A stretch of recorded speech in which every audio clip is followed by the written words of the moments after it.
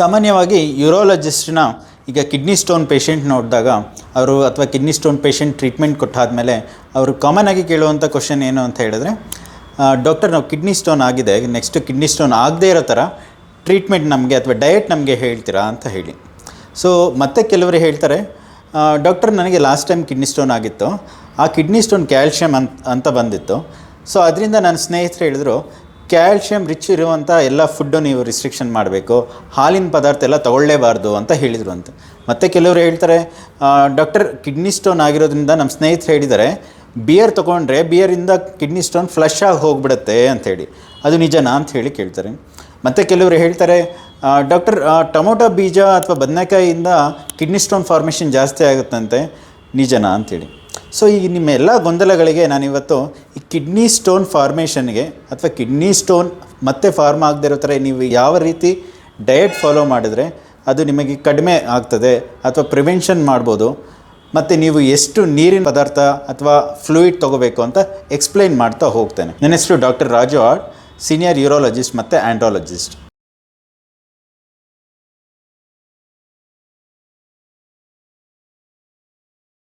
Kidney stone prevention ಮಾಡೋದಕ್ಕೆ ಅಥವಾ ಒಂದ್ಸರಿ ಕಿಡ್ನಿ ಸ್ಟೋನ್ ಆಗಿರೋದ್ರಿಂದ ಮತ್ತೆ ಅದು ಆಗದೇ ಇರೋ ಥರ ನೀವು ಯಾವ ಥರ ಡಯಟ್ ಫಾಲೋ ಮಾಡಬೇಕು, ಇದೆಲ್ಲದ್ರ ಬಗ್ಗೆ ನಾವು ಇವಾಗ ಡಿಸ್ಕಸ್ ಮಾಡೋಣ. ಸೊ ಕಿಡ್ನಿ ಸ್ಟೋನ್ ನೀವು ಪ್ರಿವೆನ್ಷನ್ ಮಾಡಬೇಕು ಅಂದರೆ ಫಸ್ಟ್ ಕಿಡ್ನಿ ಸ್ಟೋನ್ ಹೇಗಾಗ್ತಾಯಿದೆ ಅನ್ನೋದನ್ನು ಫಸ್ಟು ತಿಳ್ಕೊಳ್ಳೋಣ. ಕಿಡ್ನಿ ಸ್ಟೋನ್ ಹೇಗಾಗುತ್ತೆ ಅಂತ ಹೇಳಿದ್ರೆ, ಕಿಡ್ನಿದು ನಮ್ಮದು ನಾರ್ಮಲ್ ಫಂಕ್ಷನ್ ಏನು ಎಲ್ಲರಿಗೂ ಗೊತ್ತಿರೋ ಹಾಗೆ, ಅದು ಬ್ಲಡ್ಡನ್ನು ಫಿಲ್ಟರ್ ಮಾಡಿ ಬ್ಲಡ್ಡಿಂದ ಬಂದ ತ್ಯಾಜ್ಯ ವಸ್ತುನ ಯೂರಿನ್ ಮುಖಾಂತರ ಹೊರಗಡೆ ಕಳಿಸುತ್ತೆ. ಯಾವಾಗ ನಮ್ಮ ದೇಹದಲ್ಲಿ ಸಾಲ್ಟ್ ಪದಾರ್ಥ, ಮಿನರಲ್ಸ್ ಅಂತ ಏನು ಹೇಳ್ತೇವೆ, ಅದು ಕೆಲವೊಂದು ಮಿನರಲ್ಸ್ ಎಕ್ಸೆಸ್ ಆಗ್ತದೋ, ಆ ಎಕ್ಸೆಸ್ ಆಗಿರೋ ಮಿನರಲ್ಸ್ ಪ್ರಿಸಿಪೇಟೆಡ್ ಆಗಿ ಸ್ಟೋನ್ ಆಗಿ ಕನ್ವರ್ಟ್ ಆಗಿ ಕಿಡ್ನಿಯಲ್ಲಿ ಫಾರ್ಮೇಷನ್ ಆಗುವಂಥದ್ದು. ಜನ ಕೇಳ್ತಾರೆ, ಸರ್ ನಾವು ಯಾವುದು ಸಾಲ್ಟೇ ತೊಗೊಳ್ಳೋದಿಲ್ಲ, ಮತ್ತು ಆಹಾರದಲ್ಲಿ ಕೂಡ ಸಾಲ್ಟ್ ನಾವು ಕಡಿಮೆ ತೊಗೋತೇವೆ, ಈ ಸಾಲ್ಟೆಲ್ಲ ಎಲ್ಲಿಂದ ಬರ್ತಾ ಇದೆ ಅಂತ ಹೇಳಿ. ಸೊ ನಾವು ಇವಾಗ ಇದನ್ನು ತಿಳ್ಕೊಬೇಕಾಗಿರೋದು ಏನು ಅಂತ ಹೇಳಿದ್ರೆ, ಕಿಡ್ನಿ ಸ್ಟೋನಲ್ಲಿ ಕಾಮನ್ ಆಗಿ ಆಲ್ಮೋಸ್ಟ್ ಒಂದು 80 to 85% ಆಫ್ ದ ಟೈಮ್ ಸ್ಟೋನಿನಲ್ಲಿ ಕ್ಯಾಲ್ಶಿಯಂ ಮತ್ತು ಆಕ್ಸಲೇಟ್ ಇದು ಎರಡು ಮಿನರಲ್ ಜಾಸ್ತಿ ಇರ್ತದೆ. ಮತ್ತು ಉಳಿದಂಥದ್ದು ಯಾವುದು ಅಂತ ಹೇಳಿದ್ರೆ ಯೂರಿಕ್ ಆ್ಯಸಿಡ್, ಅದು ಬಿಟ್ಟರೆ ಝ್ಯಾಂಥೈನ್, ಸಿಸ್ಟೈನ್, ಹಾಗೆ ಸುಮಾರು ಪದಾರ್ಥಗಳು ಜಾಸ್ತಿ ಆಗುತ್ತೆ. ಸೊ ಈಗ ನಿಮಗೆ ಯಾವ್ಯಾವ ಮಿನರಲ್ಸ್ ಅಥವಾ ಸಾಲ್ಟಿಂದ ಕಿಡ್ನಿ ಸ್ಟೋನ್ ಆಗ್ತಾ ಇದೆ ಅಂತ ಗೊತ್ತಾಯಿತು. ಬಟ್ ಈ ಕಿಡ್ನಿ ಸ್ಟೋನ್ ಆಗೋದಕ್ಕೆ ಈ ಸಾಲ್ಟಿಂದ ಹೇಗೆ ಸ್ಟೋನ್ ಆಗಿ ಫಾರ್ಮೇಷನ್ ಆಗ್ತಾ ಇದೆ ಅಂತ ತಿಳ್ಕೊಳ್ಳೋದಾದರೆ, ಇದು ಮೋಸ್ಟ್ ಕಾಮನ್ಲಿ ಆಗುವಂಥದ್ದು ಈ ಜೆನೆಟಿಕ್ ಪ್ರಾಬ್ಲಮಿಂದ. ಏನು ಅಂತ ಹೇಳಿದ್ರೆ, ಈಗ ಒಂದು ಸಾಲ್ಟ್ ಲೈಕ್ ಕ್ಯಾಲ್ಶಿಯಂ ಎಕ್ಸಾಂಪಲ್ ಅಂತ ತಗೊಳ್ಳೋದಾದರೆ, ಅದು ಆಹಾರವಾಗಿ ಸೇವನೆ ಆಗೋದ್ರಿಂದ ಅದು ಹೊರಗಡೆ ಬರೋ ತನಕ ಅದನ್ನು ಜೀರ್ಣಕ್ರಿಯೆ ಅಂತ ಹೇಳ್ತೇವೆ, ಅಂದರೆ ಮೆಟಬಾಲಿಕ್ ಸಿಸ್ಟಮ್ ಅಂತ ಹೇಳ್ತೇವೆ. ಅದರಲ್ಲಿ ಏನಾದರೂ ನಿಮಗೆ ತೊಂದರೆ ಇದೆ ಅಥವಾ ಡಿಫೆಕ್ಟ್ ಇದೆ ಅಂತ ಹೇಳಿದ್ರೆ ಆವಾಗ ನಿಮಗೆ ಕಿಡ್ನಿ ಸ್ಟೋನ್ ಆಗೋದಕ್ಕೆ ಕಾಮನ್ ಆಗಿ ನೋಡ್ತೇವೆ. ಸೊ ಇದು ಬಿಟ್ಟು ಬೇರೆ ಏನೇನು ರೀಸನ್ ಇದೆ ಅಂತ ಹೇಳಿದ್ರೆ, ನಿಮ್ಮ ಲೈಫ್ ಸ್ಟೈಲು, ನಿಮ್ಮ ಡಯಟ್, ಅದರಲ್ಲಿ ಕೂಡ ನೀವು ಸರಿಯಾಗಿ ಪಾಲನೆ ಮಾಡೋದಿದ್ರೆ, ಹೆಲ್ತಿ ಲೈಫ್ ಸ್ಟೈಲ್ ಇಲ್ಲ ಅಂತ ಹೇಳಿದ್ರೆ, ಹೆಲ್ತಿ ಡಯಟ್ ಇಲ್ಲ ಅಂತ ಹೇಳಿದ್ರೆ ಅದರಲ್ಲೂ ಕಿಡ್ನಿ ಸ್ಟೋನ್ ಆಗುವಂಥದ್ದು. ಮೂರನೇದು ಬಂದು ನಿಮ್ಮ ಕಿಡ್ನಿಯಲ್ಲೇ ಫಂಕ್ಷನ್ ನಾರ್ಮಲ್ ಇರುತ್ತೆ, ಬಟ್ ಕಿಡ್ನಿ ಅನಾಟಮಿ ಅಂತ ಏನು ಹೇಳ್ತೇವೆ, ಅದರಲ್ಲಿ ಏನಾದರೂ ನಿಮಗೆ ತೊಂದರೆ ಇದ್ದರೆ ಆಗಲೂ ಕೂಡ ನಿಮಗೆ ಸ್ಟೋನ್ ಆಗ್ತದೆ. ಸೊ ಇದು ಏನೇನು ಅಂತ ಹೇಳೋದಾದರೆ, ಕಿಡ್ನಿಯಿಂದ ಒಂದು ಈಗ ಯುರೇಟರ್ ಅಂತ ಹೇಳ್ತೇವೆ, ಕಿಡ್ನಿಯಿಂದ ಒಂದು ಪೈಪ್ ಅಟ್ಯಾಚ್ ಆಗಿ ಬ್ಲ್ಯಾಡರ್ಗೆ ಬರುತ್ತೆ. ಇದು ಎಲ್ಲರಿಗೂ ಒಂದು ಕಿಡ್ನಿಗೆ ಒಂದೇ ಯುರೇಟರ್ ಬರುತ್ತೆ, ಬಟ್ ಕೆಲವರಲ್ಲಿ ಒಂದು ಕಿಡ್ನಿಯಲ್ಲಿ 2 ಯುರೇಟರ್ ಇರುವಂಥದ್ದು, ಮತ್ತು ಅದು ಅಟ್ಯಾಚ್ ಆಗಬೇಕಾದ್ರೆ ನೀವು ಅಲ್ಲಿ ಪೆಲ್ವಿ ಯುರೇಟ್ರಿಕ್ ಜಂಕ್ಷನ್ ಅಂತ ಹೇಳ್ತೇವೆ, ಕಿಡ್ನಿಗೂ ಯುರೇಟ್ರಿಗೂ ಇರುವಂಥ ಜಂಕ್ಷನ್. ಆ ಜಂಕ್ಷನಲ್ಲಿ ಏನಾದರೂ ನ್ಯಾರೋಯಿಂಗ್ ಇದೆ ಅಂತ ಹೇಳಿದ್ರೆ, ಅಥವಾ ನೀವು ಕೆಳಗಡೆ ಯುರೇಟರ್ ಅಟ್ಯಾಚ್ ಆಗುವಂತಹ ಬ್ಲ್ಯಾಡರ್, ಆ ಬ್ಲ್ಯಾಡರಲ್ಲಿ ಅಟ್ಯಾಚ್ ಆಗಬೇಕಾದ್ರೂ ತುಂಬ ಸಣ್ಣದಿದೆ, ನ್ಯಾರೋ ಇದೆ ಅಂತ ಹೇಳಿದ್ರೆ, ಮತ್ತು ಇನ್ನೊಂದೇನು ಅಂತ ಹೇಳಿದ್ರೆ ಕಿಡ್ನಿಯಲ್ಲಿ ಕೆಲಿಸಿಯಲ್ ಸಿಸ್ಟಮ್ ಅಂತ ಹೇಳ್ತೇವೆ. ಅದು ಅದರಲ್ಲಿ 2 ಭಾಗವಾಗಿ ಡಿವೈಡ್ ಮಾಡ್ತೇವೆ, ಒಂದು ಸಿಂಪಲ್ ಕೆಲಿಸಿಯಲ್ ಸಿಸ್ಟಮ್ ಮತ್ತು ಇನ್ನೊಂದು ಕಾಂಪ್ಲೆಕ್ಸ್ ಕೆಲಿಸಿಯಲ್ ಸಿಸ್ಟಮ್. ಯಾರ್ಯಾರಿಗೆ ಕಾಂಪ್ಲೆಕ್ಸ್ ಕೆಲಿಸಿಯಲ್ ಸಿಸ್ಟಮ್ ಇರುತ್ತೋ, ಸೊ ಇವ್ರಿಗೆಲ್ಲರಿಗೂ ಕಿಡ್ನಿಯಲ್ಲಿ ಸ್ಟೋನ್ ಆಗುವಂಥ ಸಾಧ್ಯತೆಗಳು ತುಂಬ ಜಾಸ್ತಿ ಇರ್ತದೆ. ಇದು ನಿಮಗೆ ಕೆಲವೊಂದು ಎಕ್ಸಾಂಪಲ್ ಅಷ್ಟೇ ನಾನು ಕೊಟ್ಟಿರೋದು. ಸೊ ಇವಾಗ ನಮಗೆ ಗೊತ್ತಾಗಿದೆ ಕಿಡ್ನಿಯಲ್ಲಿ ಸ್ಟೋನ್ ಫಾರ್ಮೇಷನ್ ಅಥವಾ ಸಾಲ್ಟ್ ಡಿಪಾಸಿಟ್ ಏನಕ್ಕೆ ಆಗ್ತಾಯಿದೆ ಅಂತೇಳಿ. ಸೊ ಇದನ್ನು ನಾವು ಹೇಗೆ ಡಯಟ್ ಅಥವಾ ಫ್ಲೂಯಿಡ್ ಇಂಟೇಕ್ಕಿಂತ ನಾವು ಕಡಿಮೆ ಮಾಡ್ಬೋದು ಅನ್ನೋದನ್ನು ತಿಳ್ಕೊಳ್ಳೋಣ. ಸೊ ಬನ್ನಿ, ಈಗ ನಾನು ಮೊದಲನೇದಾಗಿ ಎಷ್ಟು ನೀವು ನೀರು ಸೇವನೆ ಅಥವಾ ಫ್ಲೂಯಿಡ್ ತೊಗೋಬೇಕು, ಅದರಿಂದ ನಿಮಗೆ ಯಾವ ರೀತಿ ಕಿಡ್ನಿಯನ್ನು ನೀವು ಸ್ಟೋನ್ ಫಾರ್ಮೇಷನ್ ಆಗೋದನ್ನು ಕಡಿಮೆ ಮಾಡ್ಬೋದು ಅಥವಾ ಪ್ರಿವೆನ್ಷನ್ ಮಾಡ್ಬೋದು ಅನ್ನೋದನ್ನು ನೋಡೋಣ. ಸೊ ಮೊದಲನೇದಾಗಿ ನೀರಿಗೆ ಬರೋಣ. ಸೊ ಯೂಶ್ವಲಿ ನಾವೇನು ಹೇಳ್ತೇವೆ ಅಂತ ಹೇಳಿದ್ರೆ, ನಿಮಗೆ 2.5 ಲೀಟರ್ ವಾಟರ್ ಇಂಟೇಕ್ ಸಾಕಾಗ್ತದೆ. ಒಂದು 70 kg ಇರುವ ಮನುಷ್ಯನಿಗೆ 2 to 2.5 ಲೀಟರ್ ವಾಟರ್ ಸಾಕಾಗುತ್ತೆ. ಅದು ವಾಟರೇ ಆಗಿರಬೇಕು ಅಂತೇನಿಲ್ಲ, ಆಲ್ ದ ಫ್ಲೂಯಿಡ್ ನೀವು ಕಂಬೈನ್ ಮಾಡಿ 2 to 2.5 ಲೀಟರ್ ವಾಟರ್ ತೊಗೋಬೇಕು. ಸೊ ಇದರಿಂದ ನಿಮಗೆ ಅಟ್ಲೀಸ್ಟ್ 1 to 1.5 ಲೀಟರ್ ಅಷ್ಟು ಯೂರಿನ್ ಬರಬೇಕು. ಸೊ ಅವಾಗ ನೀವು ಕೇಳ್ತೀರ, ಡಾಕ್ಟರ್ ನಾವು ಯಾವಾಗಲೂ ಇದನ್ನು ಕ್ಯಾಲ್ಕುಲೇಟ್ ಮಾಡೋದಕ್ಕಾಗುತ್ತಾ ಅಂತೇಳಿ. ಸೊ ನೀವು ಯಾವಾಗಲೂ ಕ್ಯಾಲ್ಕುಲೇಟ್ ಮಾಡಬೇಕು ಅನ್ನೋ ಅವಶ್ಯಕತೆ ಏನಿಲ್ಲ. ನೀವು ಯೂರಿನ್ ಮಾಡಿದಾಗ ಜಸ್ಟ್ ಅಬ್ಸರ್ವ್ ಮಾಡಿದ್ರೆ ಸಾಕು. ಯೂರಿನ್ನಲ್ಲಿ ಯಾವುದೇ ನೊರೆ ಇಲ್ಲದೆ, ಸ್ಮೆಲ್ ಇಲ್ಲದೆ, ಯೂರಿನ್ ತಿಳಿ ಹಳದಿ ಬಣ್ಣದಲ್ಲಿದೆ ಅಂದರೆ ನಿಮಗೆ ಅಡಿಕ್ವೇಟ್ ಯೂರಿನ್ ಫಾರ್ಮೇಷನ್ ಆಗ್ತಾ ಇದೆ ಅಂತ ಅರ್ಥ. ಸೊ ಇಷ್ಟು ಯೂರಿನ್ ಬರ್ತಾ ಇದ್ದರೆ ನಿಮಗೆ ಕಿಡ್ನಿಯಲ್ಲಿ ಸಣ್ಣ ಸಣ್ಣ ಸ್ಟೋನ್ಗಳು ಲೈಕ್ ಲೆಸ್ ದ್ಯಾನ್ 4 mm ಅಥವಾ 5 mm ಇರುವಂಥ ಸ್ಟೋನ್ಗಳು ಈಸಿಯಾಗಿ ಪಾಸಾಗಿ ಹೋಗ್ತವೆ. ಅಂಟಿಲ್ ನಿಮಗೆ ಅದು ಬೇರೆ ಏನಾದ್ರು ತೊಂದರೆ ಅಂತ ಏನು ಹೇಳಿದ್ರೆ, ಬರುವಂಥ ಜಾಗ ಏನಾದರೂ ಸಣ್ಣ ಇದೆ ಅಂತ ಹೇಳಿದ್ರೆ ಆ ಸಮಯದಲ್ಲಿ ಪಾಸ್ ಆಗೋದಕ್ಕೆ ಕಷ್ಟ. Otherwise 1.5 litre to 1.6 litre of urine ನಿಮಗೆ ಬರ್ತಾ ಇದೆ ಅಂತ ಹೇಳಿದ್ರೆ ಯೂರಿನ್ನಲ್ಲಿ ಕಲ್ಲು ಸಾಮಾನ್ಯವಾಗಿ ಪಾಸ್ ಆಗುತ್ತೆ. ಯಾವುದು ಅಂತ ಹೇಳಿದ್ರೆ 5 mm ಕಡಿಮೆ ಇರುವಂಥ ಸ್ಟೋನ್ಗಳು. ಇದು ಮೊದಲನೇದು. ಸೊ ಎರಡನೇದಾಗಿ ಬಂದರೆ ನೀರು ಜೊತೆ ಬೇರೆ ಏನಾದರೂ ನಾವು ಮಿಕ್ಸ್ ಮಾಡ್ಬೋದಾ ಅಂತ ಹೇಳಿದ್ರೆ ನಿಂಬೆ ಹಣ್ಣಿನ ರಸ, ಮೂಸಂಬಿ ರಸ ಅಥವಾ ಕಿತ್ತಳೆ ಹಣ್ಣಿನ ರಸ ಅಂದರೆ ವೈಟಮಿನ್ ಸಿ ರಿಚ್ ಇರುವಂತಹ ಆಹಾರ ಸೇವನೆ ಅಥವಾ ಹಣ್ಣಿನ ಸೇವನೆ ಮಾಡೋದ್ರಿಂದ ಹೆಲ್ಪ್ ಆಗುತ್ತೆ. ಅದೇನಕ್ಕೆ ಅಂತ ಹೇಳಿದ್ರೆ ಅದರಲ್ಲಿ ಸಿಟ್ರಿಕ್ ಆ್ಯಸಿಡ್ ಅಂತ ಒಂದು ಎಲಿಮೆಂಟ್ ಇದೆ. ಅದು ನಿಮ್ಮ ಸಾಲ್ಟ್ ಫಾರ್ಮೇಷನ್ ಆಗುತ್ತಲ್ಲ, ಆಕ್ಸಲೇಟ್ ಅಥವಾ ಬೇರೆ ಯಾವುದಾದ್ರೂ ಸಿಸ್ಟಿನ್, ಆ ಸಾಲ್ಟ್ ಫಾರ್ಮೇಷನ್ ಆಗೋದನ್ನು ಪ್ರಿವೆನ್ಷನ್ ಮಾಡುತ್ತೆ. ಸೊ ಇದನ್ನು ನೀವು ನಿಮ್ಮ ಡಯಟಲ್ಲಿ ಇನ್ಕ್ಲೂಡ್ ಮಾಡ್ಕೋಬೇಕು. ಇದು ಎರಡನೇ ಅಂಶ. ಸೊ ಮೂರನೇ ಅಂಶ ನಮ್ಮನ್ನು ಕೇಳೋದು ಬಿಯರ್ ಸೇವನೆ. ಬಿಯರ್ ಕುಡಿಯೋದ್ರಿಂದ ನಮ್ಮ ಸ್ನೇಹಿತರು ಹೇಳಿದ್ದಾರೆ ಯೂರಿನಲ್ಲಿ ನಿಮಗೆ ಖುಷಿಯಾಗಿ ಹೋಗಿಬಿಡುತ್ತೆ ಅಂತ ಹೇಳ್ತಾರೆ. ಬಿಯರ್ ಆಲ್ಸೋ ಒಂದು ಫ್ಲೂಯಿಡ್ ಅಷ್ಟೇ. ಅದರಲ್ಲಿ ನಿಮಗೆ ಎಕ್ಸ್ಟ್ರಾ ಅಂಶ ನಿಮಗೆ ಏನು ಸಿಗ್ಬೋದು ಅಂತ ಹೇಳಿದ್ರೆ ಅದು ಡೈಯೂರೆಟಿಕ್ ಆಗಿ ಆ್ಯಕ್ಟ್ ಮಾಡುತ್ತೆ. ಅಂದರೆ ಸ್ವಲ್ಪ ಯೂರಿನ್ ಎಕ್ಸೆಸ್ ಪ್ರೊಡಕ್ಷನ್ ಮಾಡೋದಕ್ಕೆ ಬಿಯರ್ ಹೆಲ್ಪ್ ಮಾಡುತ್ತೆ. ಬಟ್ ಅದಂದ ಮಾತ್ರಕ್ಕೆ ಬಿಯರ್ನ ತೊಗೊಂಡು ನೀವು ಸ್ಟೋನ್ ಪುಷ್ ಮಾಡಬೇಕು ಅನ್ನೋದು ಅರ್ಥ ಅಲ್ಲ. ಏನಕ್ಕಂದರೆ ಬಿಯರಲ್ಲಿ ಅದು ಸೋಡಾ ಆ್ಯಡ್ ಮಾಡ್ತಾರೆ, ಅಂದರೆ ಫಾಸ್ಫರಿಕ್ ಆ್ಯಸಿಡ್ ಇರುತ್ತೆ. ಇದು ಸೇವನೆಯಿಂದ ನಿಮಗೆ ಇನ್ನೂ ಸ್ಟೋನ್ ಫಾರ್ಮೇಷನ್ ಆಗೋದಕ್ಕೆ ಹೆಲ್ಪ್ ಮಾಡುತ್ತೆ ಹೊರತು ಪ್ರಿವೆನ್ಷನ್ ಮಾಡೋದಕ್ಕೆ ಹೆಲ್ಪ್ ಮಾಡೋದಿಲ್ಲ. ಮತ್ತು ಕೆಲವರಲ್ಲಿ ನೀವು ಯೂರಾಲಜಿಸ್ಟ್ನ ಮೀಟ್ ಮಾಡದೆ ಈ ರೀತಿ ಬಿಯರ್ನ ಎಕ್ಸೆಸ್ ಆಗಿ ತೊಗೊಳ್ಳೋದು, ಸ್ಟೋನ್ ಪುಷ್ ಮಾಡೋದಕ್ಕೆ ಆ ಥರ ಆದಾಗ ಕಾಂಪ್ಲಿಕೇಶನ್ ಆಗಿ ಬಂದವರು ಕೂಡ ಇದ್ದಾರೆ.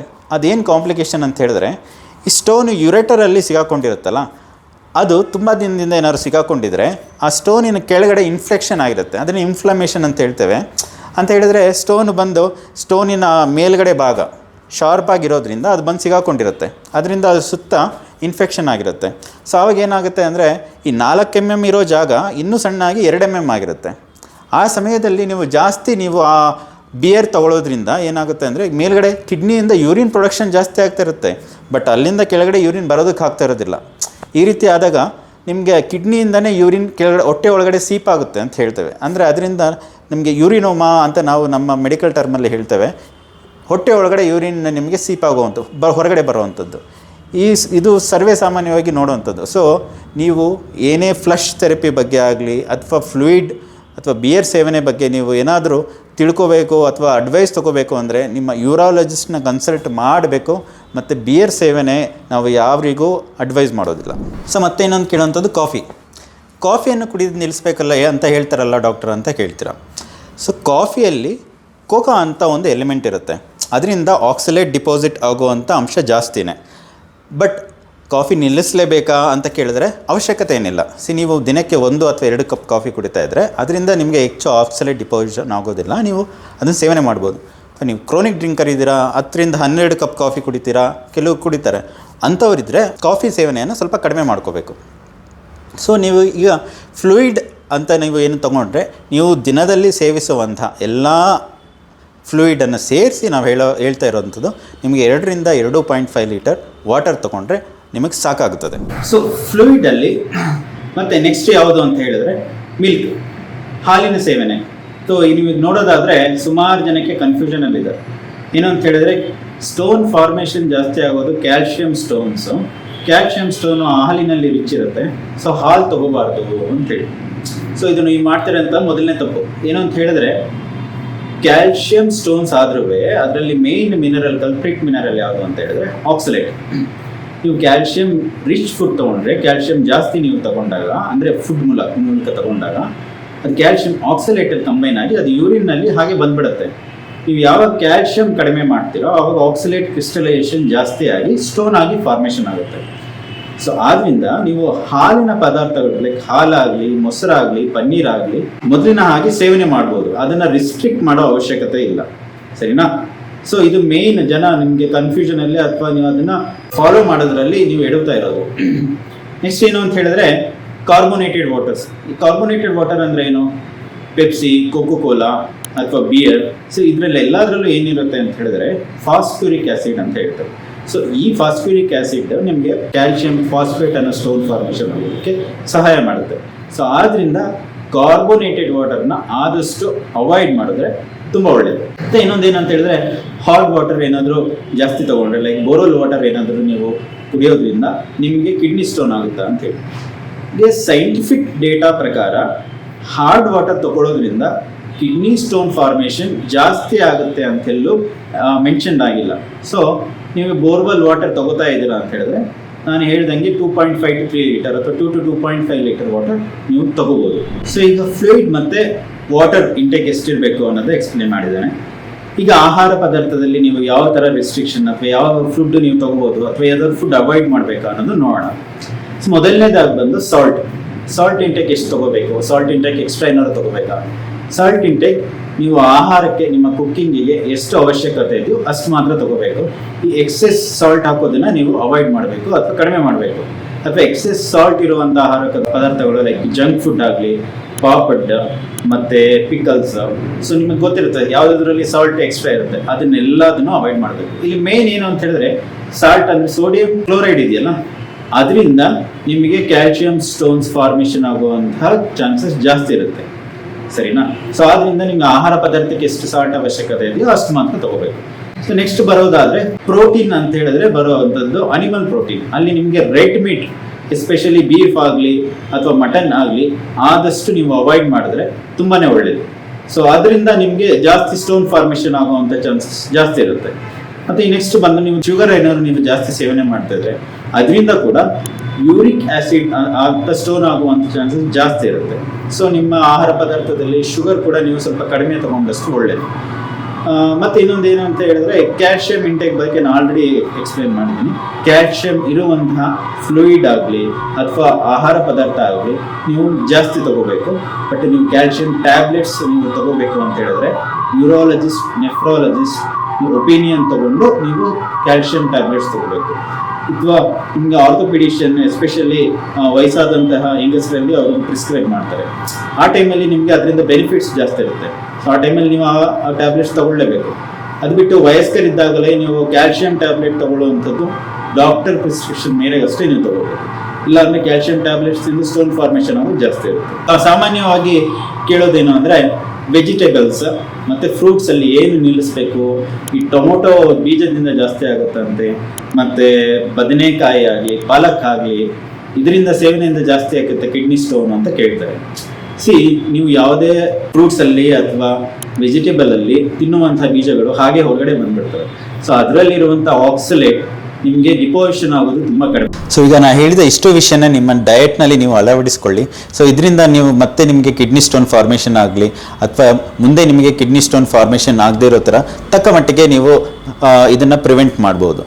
ಸೊ ಹೋಪ್ಫುಲಿ ಈ ವಿಡಿಯೋದಿಂದ ನಿಮಗೆ ತುಂಬ ಇನ್ಫಾರ್ಮೇಷನ್ ಸಿಕ್ಕಿದೆ ಅಂತ ಅನ್ಕೋತೀನಿ. ಈ ವಿಡಿಯೋ ನಿಮಗೆ ಇಷ್ಟ ಆಗಿದ್ದರೆ ನಿಮ್ಮ ಸ್ನೇಹಿತರಲ್ಲಿ ಹಂಚ್ಕೊಳ್ಳಿ. ಅಥವಾ ಕಿಡ್ನಿ ಸ್ಟೋನ್ ಬಗ್ಗೆ ನಿಮಗೆ ಏನಾದರೂ ಸಲಹೆ ಬೇಕು ಅಂದರೆ ಕೆಳಗಿನ ನಂಬರ್ಗೆ ನೀವು ಫೋನ್ ಮಾಡಿ ಕೇಳ್ಬೋದು. ಧನ್ಯವಾದಗಳು.